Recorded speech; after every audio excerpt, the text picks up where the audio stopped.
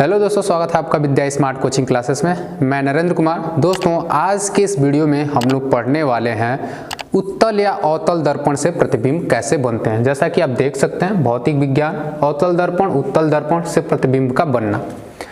जैसा कि दोस्तों आपको पता है, पिछले 3 वीडियो में हम लोग प्रकाश का परावर्तन पढ़े हैं और उसमें प्रकाश क्या होता है, प्रकाश से कैसे प्रतिबिंब बनते हैं और प्रकाश से छाया कैसे बनती है, और दोस्तों गोलीय दर्पण क्या होता है, गोलीय दर्पण संबंधित कुछ परिभाषाएं थी, जैसे वक्रता केंद्र क्या होता है, मुख्य अक्ष क्या होता है, ध्रुव क्या होता है। ये सारी जो है थ्योरी हम लोग पिछली वीडियो में पढ़ चुके हैं।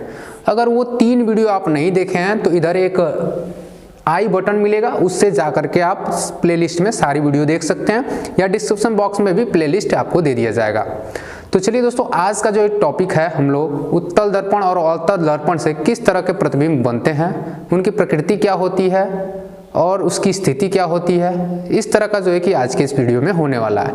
अगर दोस्तों आप हाई स्कूल में हैं, अगर आपको पेपर देना है तो इस वीडियो को आप ज़रूर देखिए, इससे आपका रिविजन भी हो सकता है। और दोस्तों, अगर आप हमारे कोचिंग से जुड़ना चाहते हैं तो विद्या स्मार्ट कोचिंग क्लासेस में नए बैच स्टार्ट हो चुके हैं, आप हमारे कोचिंग से जुड़ सकते हैं। डिस्क्रिप्शन बॉक्स में लिंक दे दिया गया है, उससे जाकर के आप व्हाट्सएप ग्रुप ज्वाइन कर सकते हैं और वहां से जो नंबर है उससे आप संपर्क भी कर सकते हैं। तो चलिए दोस्तों, वीडियो स्टार्ट करते हैं। स्टार्ट करने से पहले अगर आप वीडियोज़ को लाइक नहीं, वीडियोज़ को जरूर लाइक कर दीजिएगा, अपने दोस्तों में भी शेयर करिए। चलिए टॉपिक स्टार्ट करते हैं।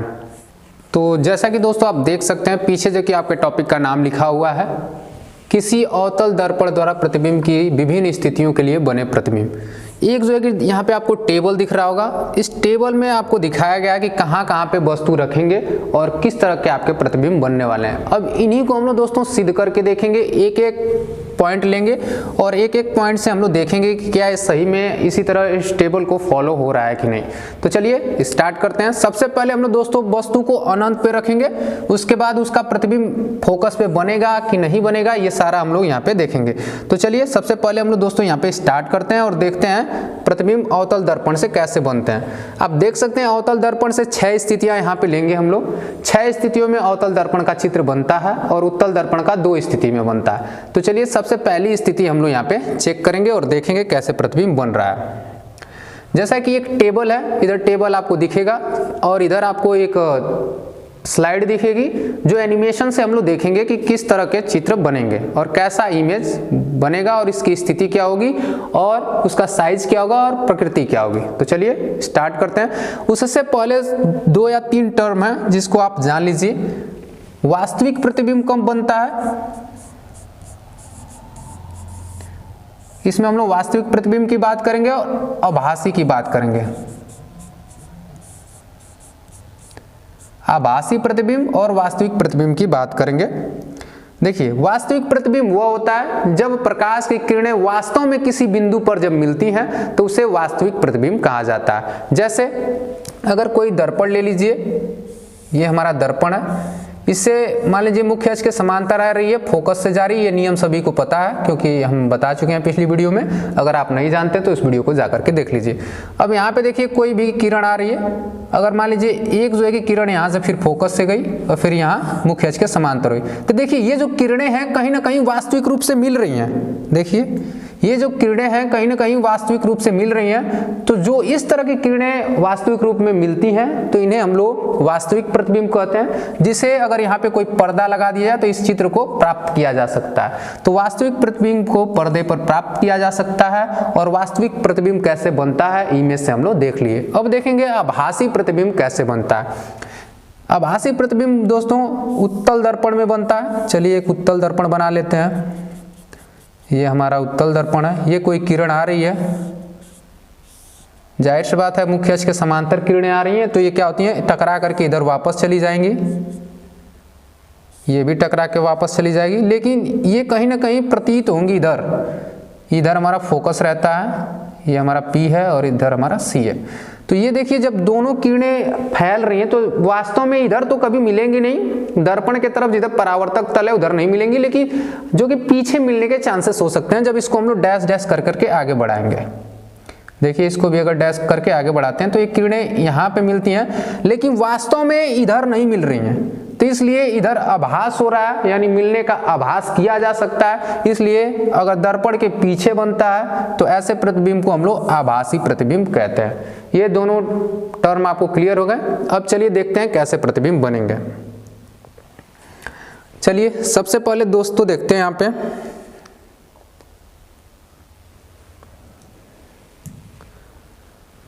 ये है हमारा अवतल दर्पण। क्या है? अवतल दर्पण। अब अवतल दर्पण से कैसे चित्र बनेगा और किस तरह का इसकी स्थिति होगी इसको जानेंगे। तो चलिए फिर आगे चलते हैं। अब इसमें जो मेन पॉइंट है आप पीछे पढ़ चुके हैं, ध्रुव क्या होता है और मेन एक्सिस क्या होती है। देखो ये है मेन एक्सिस यानी मुख्य अक्ष, इसे क्या कहते हैं? प्रिंसिपल एक्सिस यानी मुख्य अक्ष। ठीक है, अब देखिए ये जो पॉइंट है जो कि दर्पण का मध्य बिंदु होता है, इसे क्या कहते हैं दोस्तों? ध्रुव कहते हैं। तो इसको हम लोग P से लिखते हैं, इसको आप याद कर लीजिएगा। उसके बाद ये है जो जिस गोलीय दर्पण का भाग होता है उसके केंद्र को क्या कहते हैं दोस्तों? वक्रता केंद्र। इसे हम लोग किससे लिखते हैं? C से लिखते हैं। ठीक है, जैसा कि आप एनिमेशन में देख रहे हैं। अब आगे चलेंगे।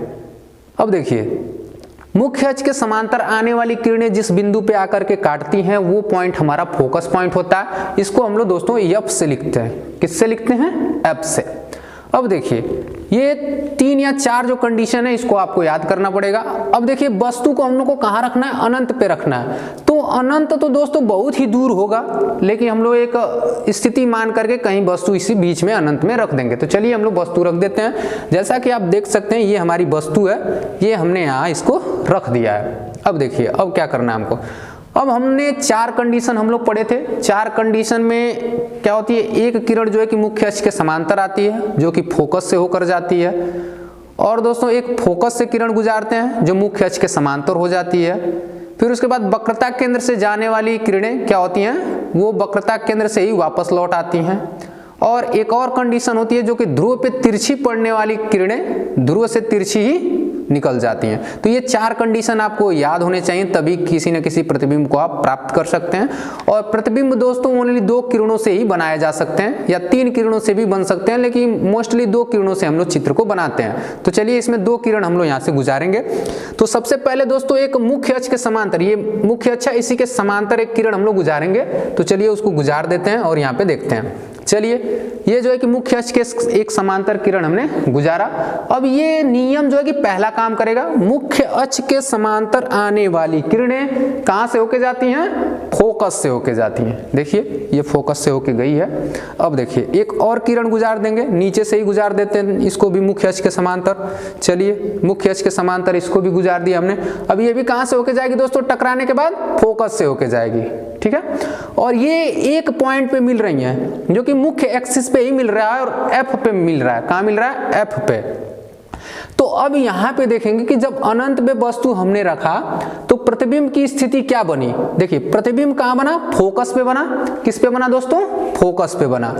और प्रतिबिंब का साइज क्या है? अब देखिए प्रतिबिंब तो बहुत बड़ा है इधर, लेकिन इधर जो प्रतिबिंब जहां काटा है वही मुख्य एक्सिस पे, उसका हम एक पॉइंट लेंगे, उसी पॉइंट पे हमने यहाँ पे बनाया है। तो ये जो इसका चित्र बना है, इमेज जो बना है, बहुत ही छोटा बना है। क्या बना है? बिंदु के आकार का यहाँ पे बना है, देख सकते हैं। और दोस्तों जब दर्पण के इस साइड कोई भी चित्र बनता है तो वो बनता है वास्तविक प्रतिबिंब।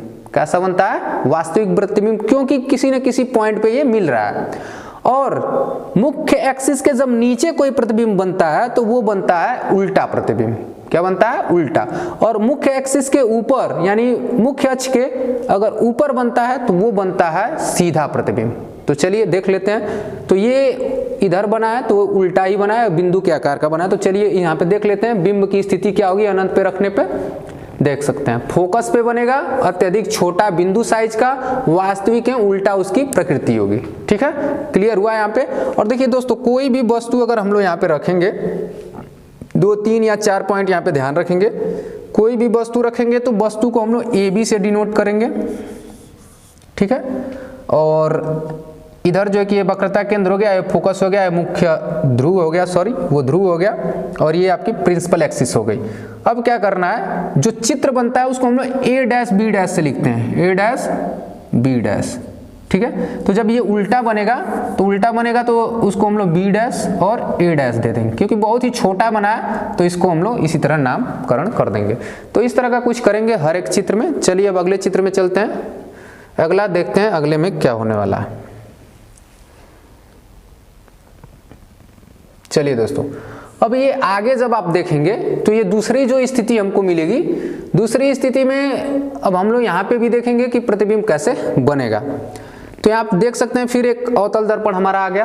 अब वस्तु को कहाँ रखना है, सी से परे, यानी जो वक्रता केंद्र है, वक्रता केंद्र से इधर कहीं रखेंगे वस्तु को, ठीक है। तो चलिए इसके बीच में वस्तु को रख लेते हैं कहीं, इधर अनंत था और यहाँ पे सी है, यानी अनंत और सी के बीच में भी रख देंगे, या ये भी कह सकते हैं सी से परे या वक्रता केंद्र से पीछे, ठीक है। हमने वस्तु रख दिया। अब यहाँ पे भी हम लोग दो किरणों को गुजारेंगे। चलिए पहली किरण गुजारते हैं मुख्य अक्ष के समांतर। चलिए मुख्य अक्ष के समांतर हमने किरण को गुजारा, और ये किरण दोस्तों कहाँ से होके जाएगी, जो 4 नियम बताए थे, मुख्य अक्ष के समांतर आने वाली किरणें हमेशा फोकस बिंदु से होकर जाती हैं। तो चलिए देखते हैं कहाँ से जाएगी। चलिए फोकस बिंदु से होकर चली गई। अब इसका चित्र बनाने के लिए दोस्तों मुझे एक और किरण चाहिए। तो एक किरण अगर मैं चाहूं तो वक्रता केंद्र से भी लेके जाऊंगा तो टकराने के बाद यहीं से वापस आ जाएगी, वो भी हो सकता है।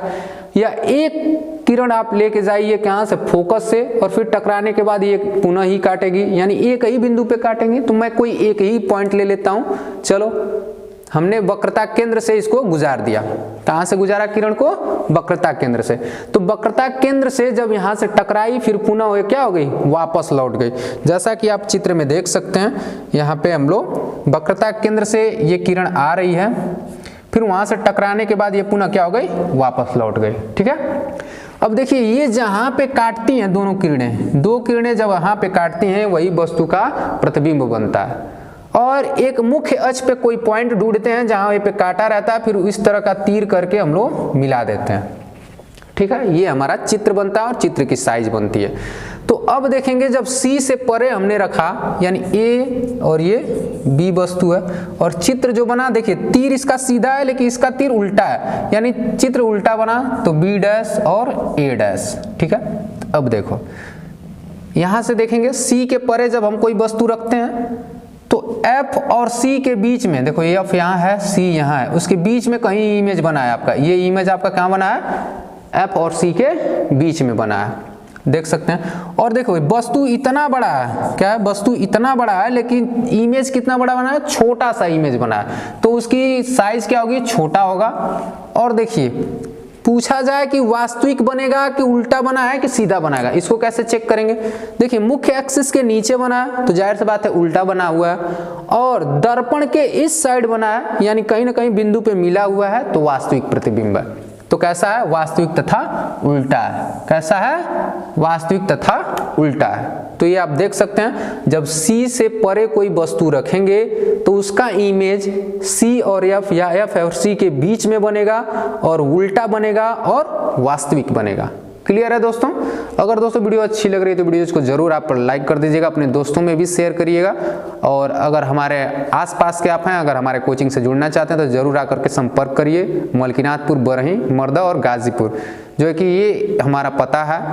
मलकीनाथपुर बरही से कुछ ही मीटर दूर है, आप आकर के संपर्क कर सकते हैं। विद्या स्मार्ट कोचिंग क्लासेस में आप पढ़ भी सकते हैं। तो चलिए अब अगला टॉपिक स्टार्ट करते हैं।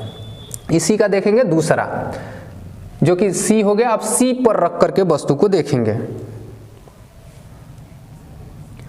अब चलिए दोस्तों कहाँ हम लोग वस्तु को रखेंगे, C पर रखेंगे।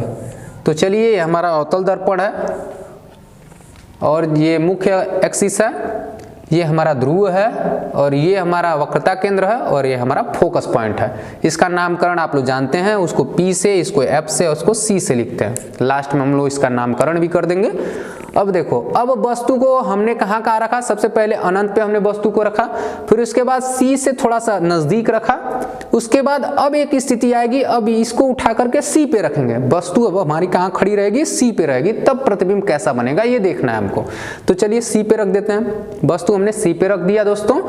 अब यहाँ भी मुख्य अक्ष के समांतर एक किरण गुजारेंगे जो कहाँ से होके जाएगी, फोकस से होके जाएगी। अब एक और किरण की जरूरत होगी जो हमको गुजारना पड़ेगा। अगर देखिए वक्रता केंद्र से गुजारेंगे तो इधर सीधा जाएगी, तो कहीं परावर्तक होगी नहीं, तो वक्रता केंद्र से नहीं गुजारेंगे। अब देख सकते हैं आप कहाँ से गुजारिए, फोकस से होकर गुजारिए, तो फोकस से गुजार देते हैं। फिर ये मुख्य अक्ष के समांतर हो जाएगी और ये एक न एक पॉइंट पे कहीं ना कहीं काटेंगे, ठीक है, ये काट रही हैं और एक मुख्य अक्ष पे एक पॉइंट ढूंढेंगे और उससे मिलाएंगे, तो यहाँ पे पॉइंट मिला और यहाँ पे हमने यहाँ पे मिला दिया, ठीक है। तो अब यहाँ पे आपको देख करके ये बताना है कि क्या स्थिति यहाँ पे बनी है। तो सबसे पहले आप देखें, उसके बाद ऊपर टेबल में दिख जाएगा आपको। अगर C पर वस्तु को रखे हैं, कहाँ रखे हैं, ये हमारा C है, ये हमारा F है और ये हमारा P पॉइंट है। अब हमने वस्तु को कहाँ रखा दोस्तों, C पर रखा। जब C पर रखा तो उसका प्रतिबिंब एकदम सेम साइज का बना, देखो ये क्या है, सेम साइज का, और कहाँ बना, C पर बना। तो इमेज कहाँ बना, C पर ही बना, ठीक है, वक्रता केंद्र पर ही बना। और इसकी अगर प्रतिबिंब का साइज बात किया जाए तो देखो जितना बराबर ये है उतना बराबर ये इमेज भी बना है, तो इमेज बराबर बनेगा जब वक्रता केंद्र पे कोई वस्तु रखेंगे तो।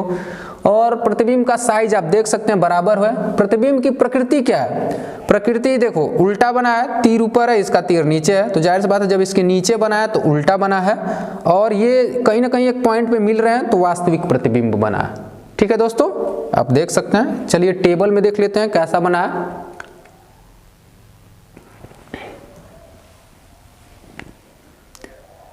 अब देखिए अगर C पर रखेंगे किसी वस्तु को तो C पर ही इमेज बनेगा, समान साइज का बनेगा, वास्तविक तथा उल्टा बनेगा, ठीक है। अब अगला देखते हैं C तथा F के बीच में। अभी हमने एक अनंत पे रखा था, एक वस्तु को यहाँ रखा, एक वस्तु को हमने C पर रखा।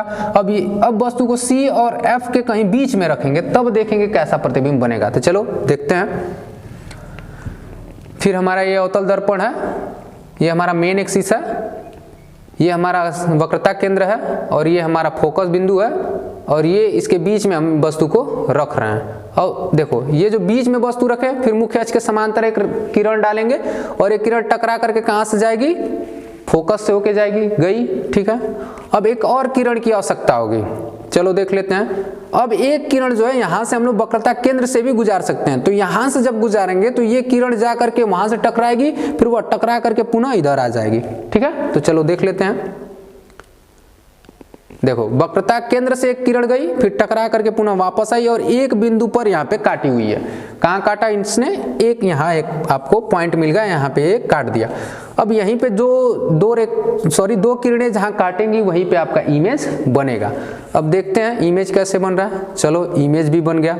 अब देखो यहाँ पे हम लोग थोड़ा सा देखेंगे, ये हमारा इमेज है A और ये B, और ये वस्तु है, ये इमेज बना B' और A'। अब देखिए प्रतिबिंब की स्थिति क्या है, प्रतिबिंब की स्थिति कहने का मतलब ये C है, ये F है और ये P है। तो जो प्रतिबिंब आपका बना वो C से परे बना, यानी C से थोड़ी दूर बना, ठीक है। और प्रतिबिंब का साइज क्या है, वस्तु से बड़ा बना। देखिए ये वस्तु छोटा सा है, थोड़ा सा बड़ा, वस्तु से थोड़ा बड़ा बना। फिर अब देखो ये वास्तविक बना कि उल्टा बना कि सीधा बना। तो देखिए ये कहीं ना कहीं एक पॉइंट पे मिल रहा था, वहां पे प्रतिबिंब बना है, तो ये वास्तविक प्रतिबिंब हो गया। कैसा हो गया, वास्तविक प्रतिबिंब कैसा बन गया, वास्तविक बन गया। अब देखो B' है, A' है और ये है B है, तीर ऊपर है, इसकी तीर नीचे है, तो कैसा बना, उल्टा बना। कैसा बना दोस्तों, उल्टा बना। समझ में आ रहा होगा ये किरण रेखाएं कैसे आ रही हैं, किस तरह का प्रतिबिंब बन रहा है, उसकी प्रकृति क्या हो रही है, उसकी साइज क्या हो रही है, इसी तरह के प्रश्न आपसे पूछे जाते हैं। तो ये क्लियर हो गया। अब टेबल में देख लेते हैं। चलिए टेबल में देखेंगे यहाँ, तो जब C तथा F के बीच में हम लोग किसी वस्तु को रखेंगे तो C से थोड़ा सा दूर यहाँ पे आपका प्रतिबिंब बनेगा और विवर्धित यानी थोड़ा बड़ा बनेगा। देखो ये इतनी सी छोटी है, थोड़ा सा बड़ा हुआ है, ठीक है। और वास्तविक है, कहीं ना कहीं मिला हुआ है और उल्टा भी बना है, तो ये आपका सही है। इस तरह का प्रतिबिंब बनेगा आपका चौथी अवस्था में। पांचवा देखते हैं। फिर हमारा यही दर्पण है, आप देख सकते हैं। फिर उसके बाद ये मेन एक्सिस है, यानी मुख्य अक्ष है। फिर उसके बाद जो पॉइंट है ये हमारा सेंटर ऑफ कर्वेचर या वक्रता केंद्र है। ये हमारा फोकस पॉइंट है और फोकस पे अब कहाँ रखेंगे, वस्तु को F पर रखेंगे, F यानी फोकस पे रखेंगे। अब देखिए प्रतिबिंब कैसे बनेगा। एक किरण यहाँ पे भी गुजारेंगे जो कि मुख्य अक्ष के समांतर होगी और ये कहाँ से होके जाएगी, फोकस से होके गई। ठीक है, जैसा कि आपने देखा सीधी गई, टकरा करके फोकस से होकर आई। एक और किरण की जरूरत होगी दोस्तों, उसको भी हम लोग गुजारेंगे। चलो हम लोग इससे गुजार देते हैं। चलो देखो, वक्रता केंद्र से एक किरण गई और पुनः लौट करके वापस हो गई, इधर से गई, ये पुनः वापस लौट आई। अब देखिए दोस्तों, इन दोनों रेखाओं में समान दूरी है। जब इस तरह की कोई रेखा होती है तो इसे हम लोग समांतर रेखा कहते हैं। क्या कहते हैं, समांतर रेखा। ये जब समांतर रेखाओं के बीच की दूरी जब समान रहती है तो ये कहीं मिलने के चांसेस नहीं होते हैं कि ये कहीं मिल जाए, लेकिन हम लोग इसमें मान लेते हैं कि ये वस्तु अनंत पे जाकर के क्या होगी, मिलेगी। तो इसकी अगर प्रकृति की बात कर जाए, प्रतिबिंब की स्थिति की बात की जाए, तो ये अनंत पे कहीं जा करके मिल सकते हैं। देखिए इनके बीच की दूरी समान है, ये कहीं मिलेंगी नहीं आगे बढ़ने पर, लेकिन हम लोग ये मान लेते हैं कि अगर वस्तु को कहाँ, फोकस पे रखा जाए तो उसका प्रतिबिंब अनंत पे बनेगा और बहुत बड़ा बनेगा। और उसकी प्रकृति क्या होगी, उसका साइज तो बता दिया, बहुत बड़ा होगा। प्रकृति क्या होगी, जाहिर सी बात है दोस्तों, अगर मिलने की बात कर रहे हैं तो वो वास्तविक प्रतिबिंब बनेगा और उल्टा बनेगा। ठीक है, टेबल में देख लेते हैं। चलो देख लेते हैं यहाँ पे देखिए, जब फोकस पे किसी वस्तु को रखेंगे, यानी यहाँ पे हमारा F है, ये हमारा C है, ये हमारा P है, ये हमारा A है, ये हमारा B, और ये इधर कहीं जो चित्र बनेगा B डैश और A डैश बनेगा। ठीक है, तो बहुत अनंत पे बनेगा। तो यहाँ पे देख सकते हैं, फोकस पे कोई वस्तु रखेंगे तो उसका इमेज अनंत पे बनेगा, अत्यधिक विवर्धित यानी बहुत ही बड़ा बनेगा।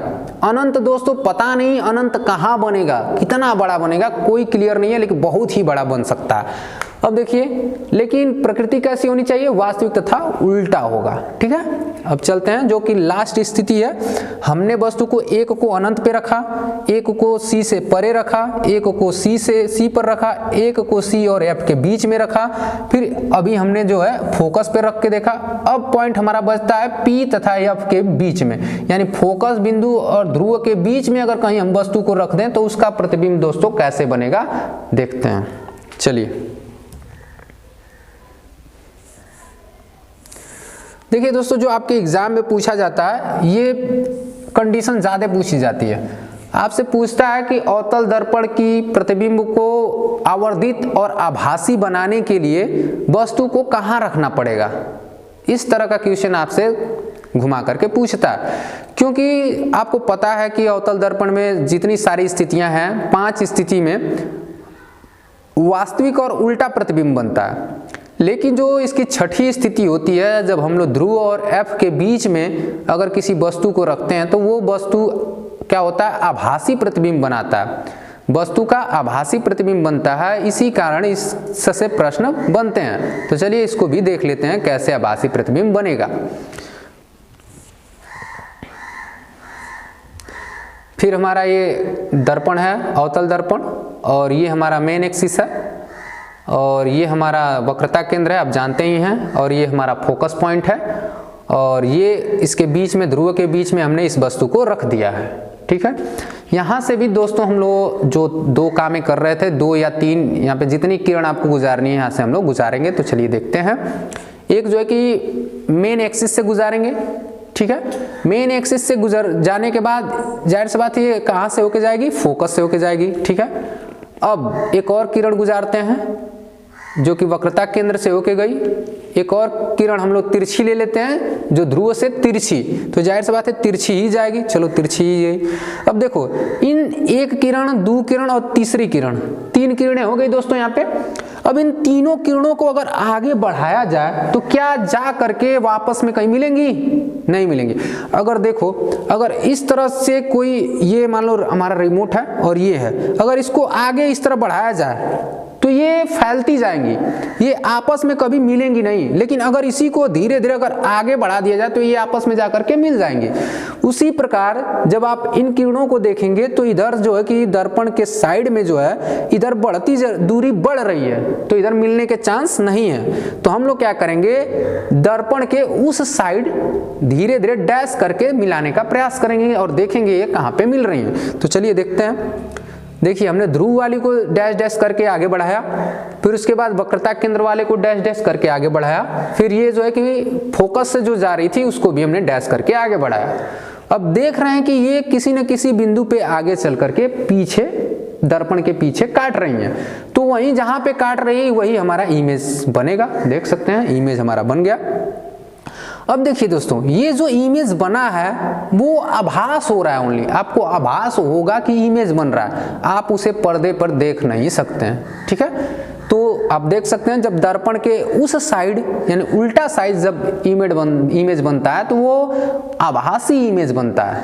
ठीक है, और हमेशा सीधा बनेगा। देखिए जिधर तीर इसकी है उधर भी तीर वैसे ही है।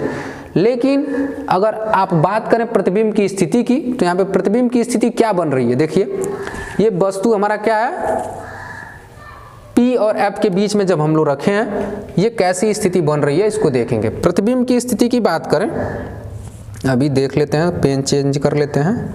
देखिए ये हमारा वस्तु है, ये वस्तु A और B और ये इमेज हमारा A डैश B डैश। अब देखिए A डैश B डैश क्यों किए हैं, क्योंकि सेम एकदम जिस स्थिति में ये है उसी स्थिति में इधर भी इमेज बना है। और देखिए अब प्रतिबिंब का साइज क्या है। अब देखिए अगर पूछेगा कि प्रतिबिंब की स्थिति क्या है तो दर्पण के पीछे देखो, ये कलई ऊपर करे रहेंगे हम लोग, क्योंकि कलई इसमें कर नहीं पाए हैं तो उसको आप देखिएगा, क्योंकि अवतल दर्पण है तो उसके उठे वाले भाग पे कलई किया जाता है। अब देखिए ये दर्पण आगे वाला हिस्सा है, दर्पण के पीछे प्रतिबिंब बनेगा, तो यहाँ लिखेंगे दर्पण के पीछे प्रतिबिंब बनेगा। और प्रतिबिंब का साइज क्या होगा, देखिए आवर्धित यानी बड़ा होगा, विवर्धित होगा, यानी ये इमेज इतना ये वस्तु इतनी छोटी है लेकिन इमेज क्या बड़ा बना है, क्या बना है, बड़ा बना है। और अगर प्रकृति की बात करें तो इसकी प्रकृति क्या होगी, छोटा बना है, बड़ा बना है, ये आपने देख लिया। अब क्या बात करेंगे, प्रकृति बात करेंगे कि वास्तविक है, उल्टा है या सीधा है। तो देखिए क्या वास्तव में इधर कहीं मिल रही हैं, नहीं मिल रही, क्योंकि जब डैश डैश हम लोग कर रहे हैं तो ये आभासी प्रतिबिंब बनेगा। और अगर उल्टा और सीधा की बात की जाए तो देखिए जिस साइड में ये बना है तीर है उसी साइड इधर इमेज का भी वैसा ही तीर है, तो ये क्या बना है, सीधा प्रतिबिंब बना है। कैसा बना है, सीधा बना है। तो इस तरह की प्रकृति है, आप देख सकते हैं। तो इस तरह की 6 स्थितियां हम लोग अवतल दर्पण की पढ़े हैं। तो ये सभी स्थितियां आपको जरूर समझ में आया होगा। अब देखिए P तथा F के बीच में रखेंगे तो दर्पण के पीछे इमेज बना है और विवर्धित यानी बहुत ही बड़ा बना है, आप देख सकते हैं, और आभासी तथा सीधा बना है। तो ये 6 स्थितियां दोस्तों हम लोग यहाँ पे देखे हैं और ये 6 स्थितियां आपको याद हो जाने चाहिए और यहीं से प्रश्न में आपके ज़रूर पूछे जाते हैं। और उत्तल दर्पण की बात करेंगे अभी, उससे पहले आप जितनी सारी स्थितियां थीं किस तरह आप किरण को गुजारेंगे, और आपसे एग्जाम में यही पूछ देगा कि आप बताइए जब C और F के बीच में किसी वस्तु को रखते हैं तो उसका प्रतिबिंब कैसे बनता है। तो उस तरह का आपको प्रतिबिंब बना करके किरण आरेख दिखाना पड़ेगा। अब चलिए चलते हैं हम लोग, यहाँ पे आप देख सकते हैं 6 स्थिति एक साथ हमने यहाँ पे ड्रॉ कर दिया है। अगर आप इसे बनाना चाहें तो देख करके बना सकते हैं या स्क्रीनशॉट भी आप ले सकते हैं। 6 स्थितियाँ एक साथ हमने यहाँ पे दिखा दी हैं। अब चलते हैं, जो ये आपका लास्ट टॉपिक होगा इस वीडियो का, और इसके बाद जब ये वीडियो खत्म हो जाएगा तो हम लोग पढ़ेंगे चिन्ह परिपाटी। दूरियों को नापना सीखेंगे, कब प्लस होगा कब माइनस होगा, और फोकस दूरी क्यों माइनस होती है और क्यों प्लस होती है, इसको भी हम लोग देखेंगे अगले वीडियो में। लेकिन इस वीडियो को आप लास्ट तक जरूर देखिएगा। अब ये जो है कि इसका लास्ट पॉइंट है, किसी उत्तल दर्पण द्वारा प्रतिबिंब की विभिन्न स्थितियों के लिए बने प्रतिबिंब। अब यहाँ पे हम लोग देखेंगे कि किसी उत्तल दर्पण से प्रतिबिंब कैसे बनते हैं। ठीक है, तो चलिए यहाँ पे हम लोग देखेंगे एक एक करके। यहाँ पे 2 स्थितियाँ क्या होती हैं, उत्तल दर्पण से बनती हैं। जैसा कि आप देख सकते हैं अनंत पे एक बार वस्तु को रखेंगे तो उसका जो है कि स्थिति क्या होगी, फोकस पर दर्पण के पीछे बनेगा। फोकस पे इमेज बनेगा लेकिन दर्पण के पीछे बनेगा। जब पीछे बनेगा तो यह अत्यधिक छोटा बनेगा और बिंदु के साइज का बनेगा। और ये कैसा होगा, आभासी तथा सीधा होगा, क्योंकि दर्पण के जब पीछे कोई प्रतिबिंब बनते हैं तो वो आभासी बनता है और सीधा बनता है। तो चलिए इसको भी देखेंगे। तो सबसे पहली स्थिति हम लोग देखेंगे उत्तल दर्पण के अनंत पर वस्तु रखने पर क्या होता है। तो चलिए हम लोग एक दर्पण लेते हैं। चलिए ये हमारा क्या है, उत्तल दर्पण है। और उत्तल दर्पण में आपको पता है अंदर के भागों को रंगते हैं यानी कलई करते हैं और उठे वाले भाग से क्या होता है, परावर्तन होता है। तो चलिए ये हमारा मेन एक्सिस है, आपको पता है। अब इधर हम लोग दर्पण के इस साइड जो है कि हम लोग रखेंगे, ये हमारा क्या होगा, वक्रता केंद्र, ये हमारा फोकस पॉइंट और ये हमारा ध्रुव होगा। क्या होगा दोस्तों, ध्रुव होगा। अब देखिए उधर से कहीं हमारे मुख्य अक्ष के समांतर किरण आएगी जैसा कि आप देख सकते हैं, फिर उसके बाद टकरा करके पुनः वापस चली जाएगी, फिर लेकिन चल जाएगी वापस, लेकिन हम लोग आभास होगा। जैसे देखिए अगर हमने अभी जो कॉन्सेप्ट बताया था कि अगर इस तरह रेखाएं बनाएंगे, इस तरह अगर किरणें जाएंगी तो आपस में कहीं नहीं मिलेंगी, लेकिन अगर उसी को हम लोग धीरे धीरे आगे बढ़ा दें तो किसी न किसी पॉइंट पे मिलेंगी, तो उसी को हमको मिलाना है। तो जैसे हमने डैश डैश करके इस पॉइंट को मिला दिया, फिर एक और हम लोग पॉइंट लेंगे, एक और किरण गुजारेंगे, वह भी मुख्य अक्ष के समांतर ही गुजारेंगे। जैसे कि नीचे आप देख सकते हैं ये भी टकरा करके वापस चली जाएगी, लेकिन उसको मिलाने के लिए आगे बढ़ाएंगे। तो चलो डैश डैश करके आगे बढ़ा देते हैं। आप देखेंगे तो ये किसी न किसी पॉइंट पे मिल रही हैं। कहाँ मिल रही हैं, किसी न किसी पॉइंट पे मेन एक्सिस पे मिल रही हैं। तो चलिए देख लेते हैं यहाँ पे। ये इसको हम लोग अंदर से कलई कर देते हैं क्योंकि उठे वाले भाग से परावर्तन हो रहा है। ठीक है, अब ये जो है कि हमारा फोकस है, ये हमारा P है और ये हमारा C है। अब देखिए जो डैश डैश करके हमने मिलाया है, ये दोनों किरणें एक बिंदु पे काट रही हैं और यहीं पे हमारा चित्र बन रहा है।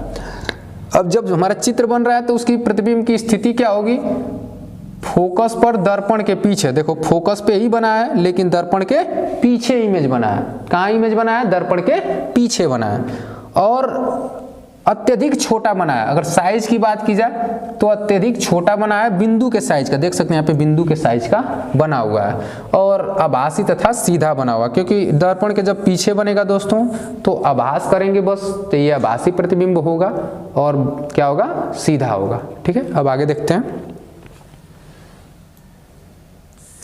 अब इधर एक और स्थिति इसी पे देख लेते हैं।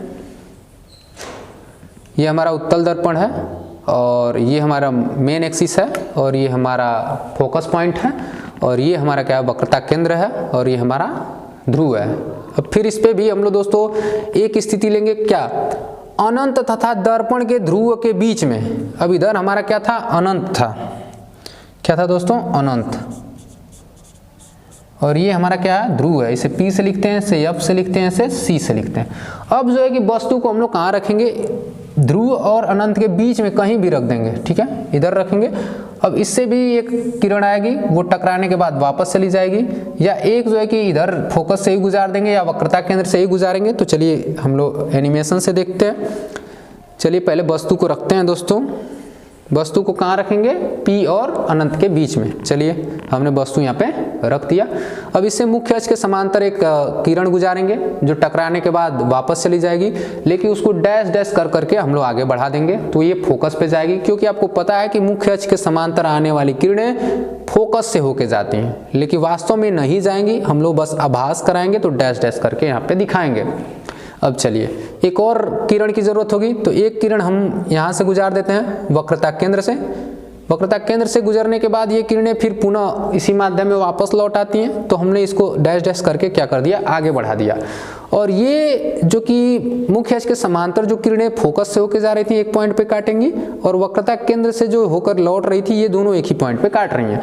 अब यहीं पे दोस्तों हमारा इमेज बना है। क्या हुआ है, वहीं पे हमारा इमेज बना हुआ है। आप देख सकते हैं ये F है, ये P है और ये C है, और ये हमारा A है और ये B है, और ये A डैश और B डैश। अब देखिए अब जो है कि हमारी प्रतिबिंब की स्थिति क्या होगी, तो प्रतिबिंब की स्थिति P और F के बीच में बना है। देखिए P है और F है, इसी के बीच में हमारा इमेज बना हुआ है। अब देख सकते हैं P तथा F के बीच में दर्पण के पीछे बना है, तो दर्पण इधर पीछे ही बना है, ठीक है। अब देखेंगे प्रतिबिंब का साइज क्या होगा, तो देखो प्रतिबिंब इतना बड़ा है लेकिन वस्तु इतना बड़ा है लेकिन प्रतिबिंब हमारा क्या है, छोटा सा बना है। तो ये आपकी प्रतिबिंब का साइज हो गया। अब प्रतिबिंब की प्रकृति क्या है, तो प्रकृति आप देख सकते हैं दर्पण के उस साइड बना है और डैश डैश लाइन से बना है, तो जाहिर सी बात है आभासी प्रतिबिंब बना है, और ये भी सीधा है और प्रतिबिंब भी सीधा है। तो प्रतिबिंब कैसा बना है, सीधा बना है। तो ये सारी कंडीशन है दोस्तों, आप इसको देख लीजिएगा। अगर आपको नहीं समझ में आया है तो कमेंट जरूर करिए, और इस वीडियोस को आप 1 या 2 बार जरूर देखिए, आपको टोटल ये वीडियो समझ में आ जाएगा। और ये टॉपिक बहुत ही इंपॉर्टेंट टॉपिक है, प्रकाश का परावर्तन का मोस्ट इंपॉर्टेंट टॉपिक है ये आप याद रखिए। और इसके जो है आगे दोस्तों हम लोग पढ़ेंगे चिन्ह परिपाटी और दर्पण का जो सूत्र होता है उसको पढ़ेंगे, फिर आवर्धन का जो सूत्र होता है उसको पढ़ेंगे, और हम लोग परावर्तन से संबंधित बहुत ऐसे प्रश्न सॉल्व करेंगे जो कि आपके एग्जाम में अगर आ जाएं तो आप चुटकी बजाते उनको सॉल्व कर जाएंगे। तो अगर दोस्तों वीडियो आपको अच्छी लगी तो वीडियोज़ को ज़रूर लाइक कर दीजिएगा, अपने दोस्तों में भी शेयर करिएगा। अगर मैं पुनः बता दूं, हमारे कोचिंग में नया बैच स्टार्ट हो चुका है, तो आप विद्या स्मार्ट कोचिंग क्लासेस में एक आधुनिक तरीके से आप किसी भी टॉपिक को सीख सकते हैं। अगर आप हमारे कोचिंग से जुड़ना चाहते हैं तो डिस्क्रिप्शन बॉक्स में लिंक मिलेगा, उससे जाकर के आप नंबर ले लीजिए, या आप हमसे डायरेक्ट नंबर से कांटेक्ट करके संपर्क कर सकते हैं, या आप हमारे व्हाट्सएप ग्रुप को ज्वाइन कर सकते हैं। चलिए दोस्तों, मिलते हैं अगले वीडियो में नए टॉपिक के साथ, तब तक के लिए बाय बाय।